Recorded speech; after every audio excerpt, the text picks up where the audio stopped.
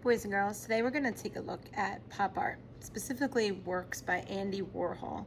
And pop art is an artistic movement of realism, and the word pop is short for popular.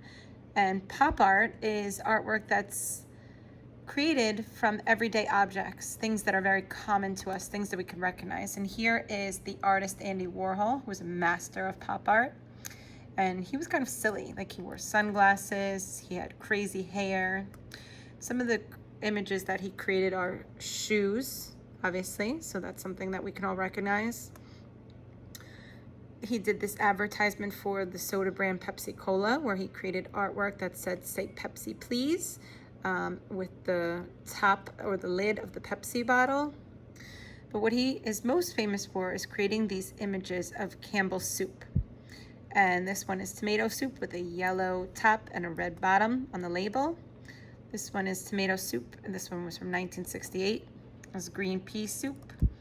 This one is 100 soup cans created in 1962. Some other works that he did are Apple computers, a Chanel perfume, Marilyn Monroe, famous icon, Elvis Presley, some money signs, and lots of other things. But we're gonna focus on this soup can.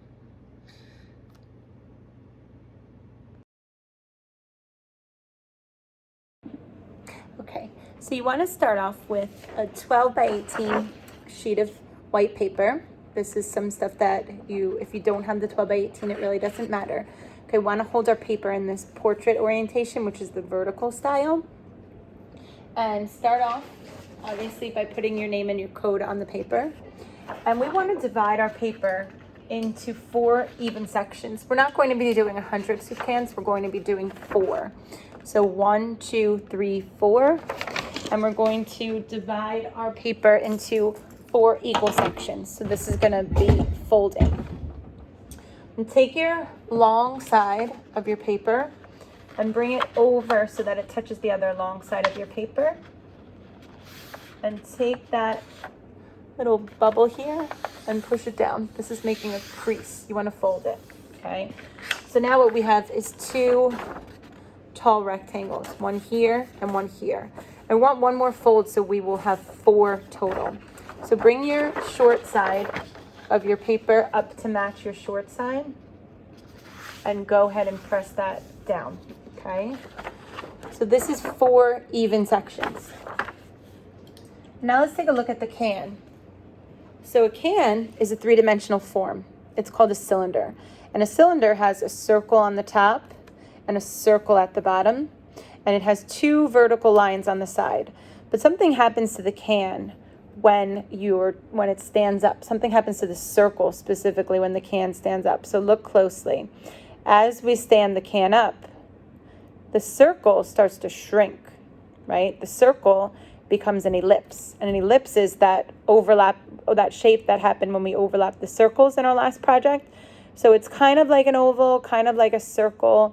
It's this flat kind of circle in between, circle oval, okay?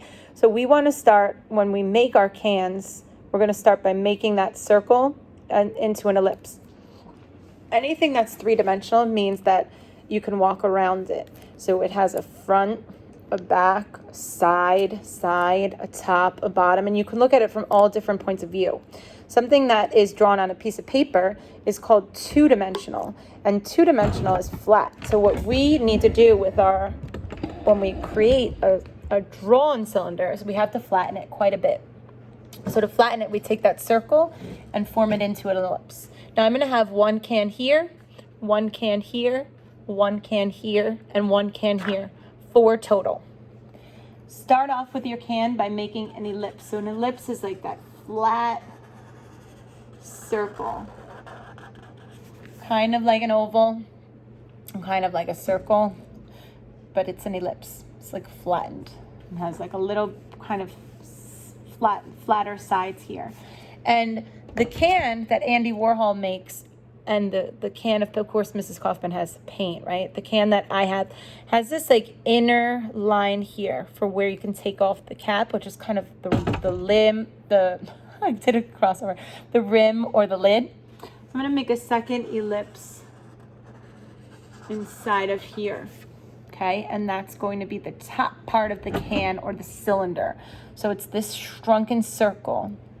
And the edges are vertical lines. Now remember, vertical is a standing line. So vertical here, vertical here.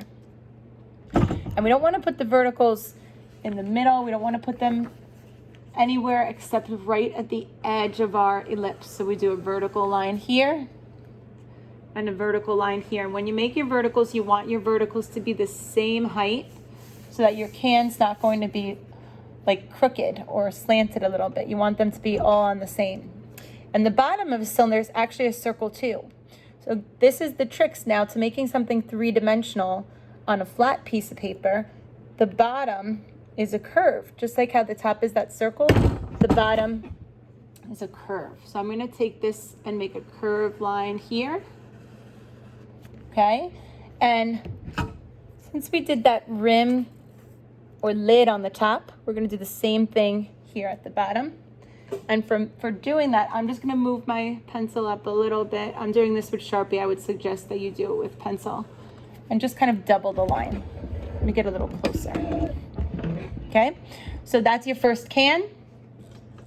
And we're going to repeat this 1, 2, 3 more times. Notice how the can is inside of this space. It didn't go outside of the space. This next one is not going to overlap or touch.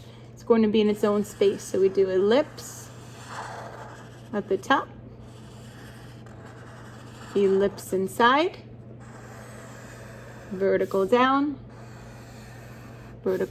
make sure they're the same height, curve the bottom. We want it to look 3D. So the bottom of a cylinder is a circle, so that's why we put a curved line, not a straight line. Let's continue. Ellipse, ellipse, vertical down, curve at the bottom, curve to make that second rim. Okay, one more can to go.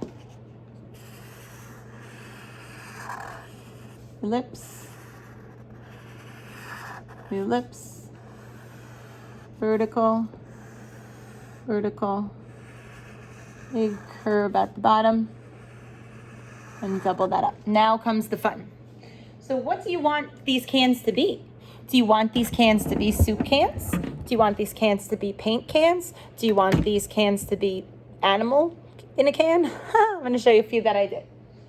So this one I did as paint cans, right? So this is called the label. So Andy Warhol followed along with that Campbell soup label.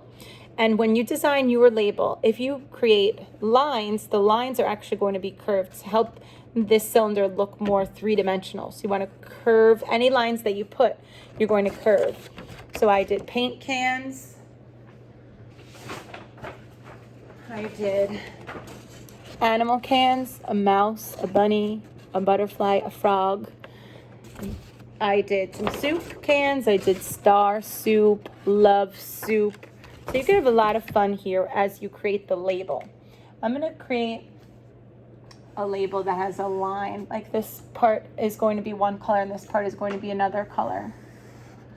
And my lines have to be curved. So if you have one line on this can, it's one line here, one line here, one line here. If you have more than one line, then put the same on each one. And this is going to help us when we color. So I decided for 2, 3, 3, 3, 2, 3, 1, 2, 3. And I'm gonna make these different ice cream flavors. So this one's going to be mint. What else can you make your cans? You can make them ice cream, you can make them soda. This one's going to be chocolate. Oh, can I fit it in there? This one's going to be cookies and cream.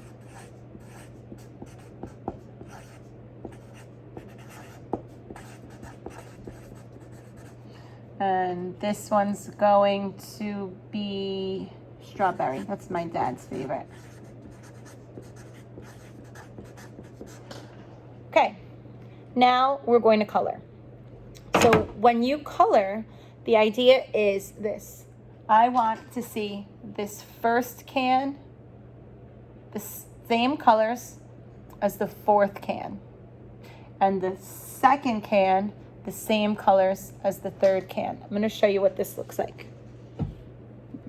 Okay, so when you color, again, you're going to have this first can in the background be the same as this first can in the background. So I'm going to start with the cookies and cream, and I'm going to color this top section with peach. And you don't have to color them solid. You can use any materials you want to color. You can use crayons, you could use colored pencils, you could paint, you can, whatever material you choose. So if I did peach and brown up here, I'm going to do peach and brown in this one. So really it's the odd numbers that are the same. Nope, never mind. That's not right. I was gonna say 1 and 3 and 2 and 4, but that's not right. It's 2 and 3 and 1 and 4 that are the same. So these two I'm gonna color with the peach and brown. You can use any colors. You could design yours with stripes or polka dots. You can make the can solid. You can go and just create, or whatever you create and however you color for can number 2 has to be the same for can number 3. And whatever you color and create for can number 1 has to be the same for can number 2. I think I'm gonna put this kind of light brown, as I figured. Cookies and cream and chocolate should have similar colors. If you want to leave any part of your can or your background white, you can do that. So I'm going to color my favorite, Mrs. Kaufman's favorite is, oh, this one's actually called Beautiful. Beautiful. So now this is the background for can number 3. So I'm going to color the background for can number 3 blue. And I'm just coloring mine solid, but you can color yours any way you want. Again, you can paint, you can color, you can use markers, you can use crayons, you can use colored pencils, you could put stripes in your backgrounds, you could put hearts in your backgrounds, you could put polka dots in your backgrounds, you could put swirls in your background. We've got a lot of different background experiences now, like we did swirls for the penguins. We did stripes for the Picasso and dots. But I'm just gonna stick with solid. Beautiful. Beautiful.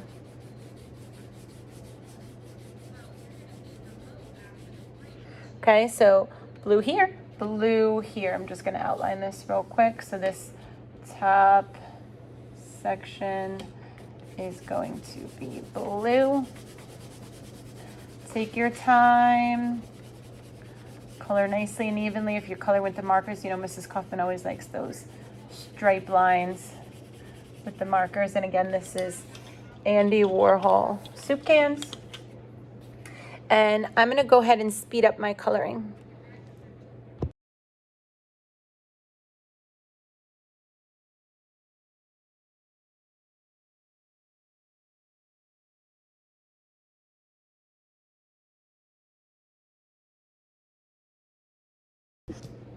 Okay, so there you have it.